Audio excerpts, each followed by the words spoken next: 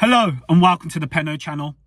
Different settings, different sceneries, but we've got to keep you updated with the latest transfer news regarding Aston Villa. And let's start off with a big story, a big talking point. It's the best young striker in the world, and that's Jhon Duran. Now, there's reports coming out. Patrice Dawkins, a source from France, has stated, who's quite close with PSG information, has stated that PSG are interested in signing Jhon Duran this window and in the summer as well. And yeah, what is going on with Jhon Duran? Obviously, we had the whole ordeal in the summer regarding West Ham. They were close to signing him. It never quite materialised. Chelsea were interested. There's been talks even in this window that Dortmund inquired and Villa set an asking price at 85 million euros. But there's going to be so much around Jhon Duran. Is the hot topic. Along with Isak, he's probably the most talk about striker in the Premier League regarding outgoings. We'll see what happens with Jhon Duran, man, because what a player he is. Like, he's so young still. I've just turned 21. And he has all the ability. Like, he can score from far out. He can win headers. He can score headers. He can score one-on-ones. He's rapid. He's good on the ball. He can link play. Like, he's just all-round striker. He's the reincarnation of Radamel Falcao, and could go on to be even better. So there's going to be a number of clubs that are interested in getting Jhon Duran's signature. Now, regarding PSG and their interest, firstly, would they make a bid? Now, you see some of the strikers PSG are signed. Goncalo Ramos, 65 million euros. Colombian, 85 million rising euros. Like, they have paid some dough out on strikers who have gone to PSG and done nothing. They've been shocking, to be honest. So with Villa's 85 million euro valuation for Jhon Duran, I don't even think it's that. I think you're talking 100 million euros plus if you want to get Jhon Duran's signature, especially with the amount of clubs that are interested in him. And I don't think he'll go this window. I think, that's too soon. But in the summer, there are going to be loads of clubs interested in Jhon Duran. And it'll be interesting to see how Villa and Monchi and etc. deal with it. Because I expect when he comes back from his ban, he'll be back in the side. He'll be back starting. And he could continue to flourish. He could continue to score more goals, more important goals in big games. Don't forget, we're still in the Champions League. We're in the FA Cup.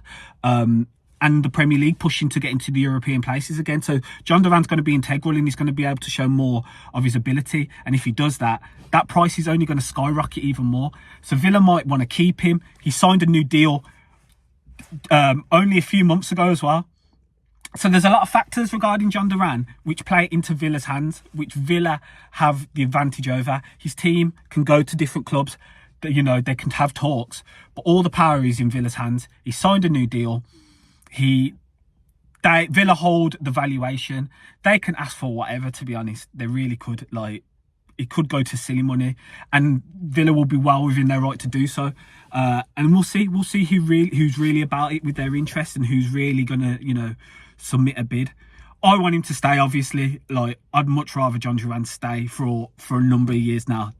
His age, his profile, and his ability is hard to come across in world football, and who actually going to sign. So the scouting was excellent in getting him from Chicago.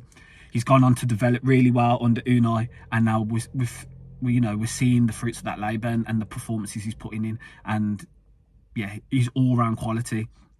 The nonsense regarding his behaviour and stuff, I think he's matured in his game. He's matured on the pitch as well, if that even was the case. But yeah, interesting to see how this Jhon Duran one develops. But PSG supposedly hold an interest. Dortmund supposedly inquired. So let's see what they're about. Let's see if they're really about it, because we've seen PSG sign some rubbish for 70 million euros plus. Another thing that they stated was there was a potential swap deal. Marco Asensio was named in line with that. Marco Asensio, we saw George Mendes' client. Nonsense. George Mendes, I don't know how he's benefited Aston Villa. Supposedly there's some form of relationship. I don't see it. He just helps the dogheads down the road, and has done for nearly a decade now. But I don't see how he has helped Villa in anything in that regard. All I see is Aston Villa's name put to sources for players that are George Mendes clients, i.e. Marco Asensio initially before he went PSG, João Felix before he went Chelsea, And this window, it's been Antonio Silva from Benfica, the centre-back. His name's been put in a few articles linked to Aston Villa, and a few transfer sources have spread that information. So yeah, George Mendes, joke man to me. But anyway, yeah, we'll see if there is a swap deal. Do PSG try and put some of their shit players within their squad and offer them to Villa? No doubt they will do.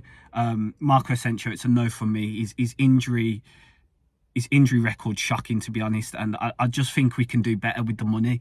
And as part of a swap deal, no, if you want Duran, you pay the money. PSG have, riches beyond most teams, so if they want to sign Jhon Duran, you make an offer to Villa's valuation. But I hope Villa hold strong with this one, because the ball's in Villa's court, man, for sure. Moving on. Quick outgoing, Philogene Bidace is close to signing for Ipswich for around £21 million, maybe 22 million, because it did go up by 1 million after a day of the story breaking, plus add-ons as well. So yeah, I think it's good business all round. I think Ipswich are getting a promising talent, and he'll get more game time at Ipswich and get to develop. And I think Philogene has potential, and I hope he really does show that, because we saw it in the Championship, and he hasn't quite had the opportunity at Villa, albeit when he has been on the pitch and Emery's played him, he hasn't done nothing except for the Bayern game, where he really showed more of his defensive actions rather than his attacking ones. It's good money for Villa. Villa can use that money to reinvest in positions that they really need to, i.e. the right-hand side for me, the second striker, and potentially a centre-back as well. So yeah, a good deal all round. Wish Philogene nothing but the best. He's been at Villa for years. He left and he came back. So yeah, Philogene will go on, and I'm sure he'll go on to improve and show what he's capable of at Ipswich. Moving on to the final bit of news. As Villa were playing West Ham last night in the FA Cup, the most important thing, they got the win from that game and went through to the next round. There was one man who wasn't at the ground celebrating the 150-year anniversary, and that was Monchi. Monchi was instead in Spain watching quite a game. Celta Vigo versus Rayo Vallecano.